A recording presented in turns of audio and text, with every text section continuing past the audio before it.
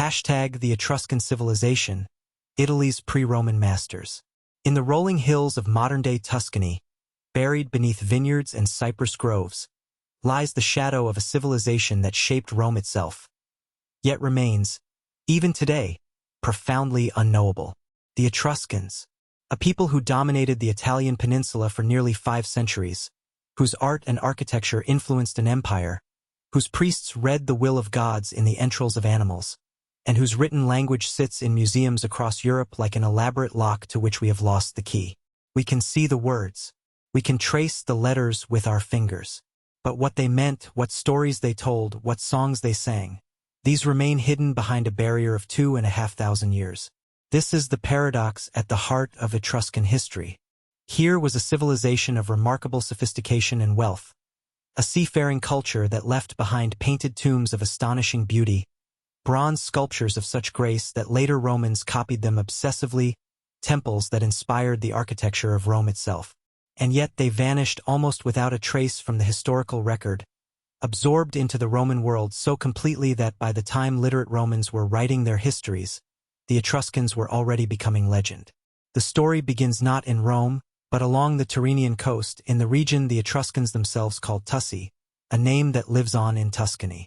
Around the 8th century before Christ, in a time when most of Europe was still scattered into small tribal settlements, the Etruscans were already building cities. Real cities with temples and workshops, with organized governments and long-distance trade networks. We know this not because they told us, but because archaeologists have excavated the remains and we have been left to piece together their world like detectives at a cold crime scene. The earliest Etruscan settlements emerged from what seems to have been a merger, or perhaps a conquest, of the local Iron Age populations by newcomers. Whether these newcomers came by sea from Anatolia, as the ancient historian Herodotus claimed, or whether they developed gradually from indigenous populations, remains one of archaeology's great unresolved questions. Modern genetic analysis has only deepened the mystery, suggesting some incoming population mixed with local peoples, but pinning down the exact origins remains frustratingly elusive. What we can say with certainty is that by the 7th century BCE, a distinct culture had coalesced, identifiable by its language, its religious practices, its distinctive art and metalwork. And what a culture it was. The Etruscans were, in many ways, the opposite of everything we think of as traditionally Roman. Where the Romans built empires of conquest and administration, the Etruscans seemed content to remain a confederation of city-states, each governed loosely and each fiercely independent. Where Romans prided themselves on military virtue and austere discipline, the Etruscans reveled in display, in music, in dancing, in wine. Tomb paintings show us scenes of banqueting couples reclining together in the Greek fashion, a casual intermingling of men and women that scandalized later Greek and Roman observers, who were accustomed to women being sequestered and subordinate. The Etruscans, it seems, did not follow such rules. Women could own property. They attended public events. Some scholars believe that Etruscan society accorded women a status unknown elsewhere in the ancient Mediterranean. The archaeological evidence for their wealth is overwhelming. At sites like Cerveteri and Tarquinia, archaeologists have excavated vast necropolises, cities of the dead, where the tombs themselves were cut from rock and arranged like neighborhoods, some of them preserving painted walls that have survived millennia in a state of extraordinary preservation. These are not the cramped, gloomy monuments one might expect, but rather seem designed as eternal homes, complete with painted furniture and household objects rendered in fresco, as if the occupants had simply stepped out of the room and might return at any moment.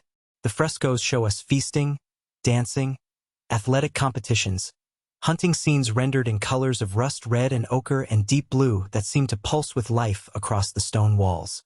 Among the tombs of Tarquinia, there is one known as the Tomb of the Leopards, named for the pair of spotted beasts painted above a doorway. Inside, the walls are alive with movement. Musicians play double flutes and lyres. Dancers leap and spin with an almost impossible vitality. A banquet unfolds across the surfaces. Above all hovers a kind of joy, a celebration of the sensory world, the pleasures of music and wine and companionship. When you stand in these tombs, you are not looking at ancient art. You are looking at memory frozen. You are looking at what a people wanted to remember about themselves. The Etruscans were master metalworkers and miners. The hills of Tuscany and Elba were rich in tin and copper and iron, and Etruscan smiths learned to work these metals with extraordinary skill. They produced bronze buckets and cauldrons, weapons and chariots, delicate fibulae, safety pins, that were works of art. They cast statues of such anatomical accuracy that they influenced Greek sculptors. The famous Apollo of Veii, a terracotta figure with an enigmatic smile and an almost prancing gait, stands as testimony to Etruscan artistry. And yet we do not know his name. The inscription beside him is in Etruscan, and we cannot read it. Trade networks stretched from Etruscan cities across the Mediterranean. Archaeological finds show Etruscan goods in Egypt and the Levant, and foreign goods in Etruscan tombs, Egyptian scarabs, Greek pottery, Phoenician imports. The Etruscans were not isolated. They were connected to the wider world, engaged in commerce and cultural exchange. They adopted the alphabet from the Greeks and adapted it for their own language. They imported Greek vases and learned Greek artistic conventions, sometimes simply copying them directly, sometimes transforming them in their own distinctive way. But they remained stubbornly themselves, a distinct civilization with its own identity and its own traditions. Central to Etruscan identity was religion. The Etruscans believed that the will of the gods could be read in the natural world, in the flight of birds, in the shapes of clouds, in the organs of sacrificed animals, particularly the liver. These priests, known as haruspices, became so renowned throughout the ancient world that later Romans consulted them as well, and the Roman augurs adopted many Etruscan practices. We know the outline of these beliefs from references in Roman texts, but the actual theological content remains beyond our reach. We can see the ceremonial implements, the bronze mirror used in divination, the model liver used to teach the interpretation of omens, but we cannot hear the words spoken over them, cannot understand the cosmology that gave them meaning. And it is here, perhaps, that the magnitude of what we have lost truly becomes apparent. Not just a civilization, but an entire system of meaning, an entire way of understanding the world. The Etruscans left behind objects, buildings, images. They left behind their dead in elaborate tombs. But their thoughts, their ideas, their philosophies, these remain locked away. The language itself presents the core of the mystery. We have thousands of Etruscan inscriptions. Thousands. They are carved on tombs, painted on mirrors, written on bronze tablets. We can read them. The letters are clear. We can even, in some cases, begin to piece together what certain words might mean through comparison with other languages or through context. A common inscription on tombs seems to list family relationships. Another recurring phrase appears to be a dedication. But the overall structure of the language remains opaque. It is not an Indo-European language that much linguists have established through painstaking analysis. It shares no clear relationship with Greek or Latin or the other languages of the ancient Mediterranean. There are theories that it is related to languages from Asia Minor, or that it is a remnant of pre-Indo-European peoples, but none of these theories commands general acceptance. Every few years, a scholar announces a breakthrough, a new method for deciphering Etruscan. The excitement builds. Perhaps this will be the key. Perhaps we will finally understand. But then the scholarly consensus weighs in, and the theory is gently or not so gently dismantled. The language remains stubbornly locked, and we remain on the outside looking in. Yet the story of the Etruscans is not simply one of loss and obscurity. It is also a story of profound influence, of a civilization that shaped the course of history even as it faded from view. For it was the Romans who learned from the Etruscans, who borrowed their gods and their ceremonial practices, who adapted their architectural innovations and their urban planning. The Romans, in a sense, were the Etruscans' greatest monument, a civilization built partly on Etruscan foundations. The rise of Rome itself, according to legend, involved an Etruscan king. The last king of Rome, Tarquin the Proud, belonged to the Tarquin family, an Etruscan dynasty. His expulsion in 509 BCE marked the end of the monarchy and the beginning of the Roman Republic. After that point, Rome moved away from its Etruscan overlords and forged its own path, a path that would ultimately lead to the conquest and absorption of all Etruscan territory.